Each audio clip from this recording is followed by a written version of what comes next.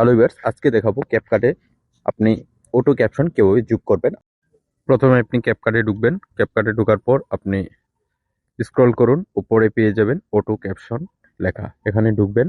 আগে থেকে আপনার ভিডিও করা থাকতে হবে, আপনার ভিডিওতে ভয়েস থাকতে হবে, তাহলে আপনার অটো ক্যাপশন আসবে।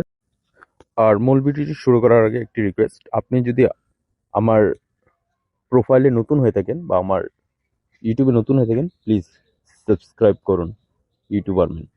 আপনি এখানে আপনার আপনার কথাগুলি কোন টেক্সটে ক্যাপশন আসবে সেটা আপনি সিলেক্ট করুন। ইংলিশে আসবে নাকি বাংলায় আসবে বা হিন্দি বা উর্দু, সব ভাষায় আপনি এখানে পেয়ে যাবেন। আপনার মনে যেটা চায় সেটা আপনি সিলেক্ট করতে পারেন। তারপর এডিট, হাইলাইট, এআই, ইমোজি সবকিছু আপনি ঠিক করতে পারেন এখান থেকে। ক্যাপকাটের অটো ক্যাপশনটা খুব সহজ। আপনি আগে থেকে আপনার ভিডিওটি করে রাখবেন। করে রাখার পর শুধু আপনি এখানে অটো ক্যাপশন যেটাই লেখা ওখানে খালি চাপ দিলে হবে। এই যে দেখেন হয়ে গেছে, নিচে অটো ক্যাপশন দেখতে পাচ্ছেন বাংলায়।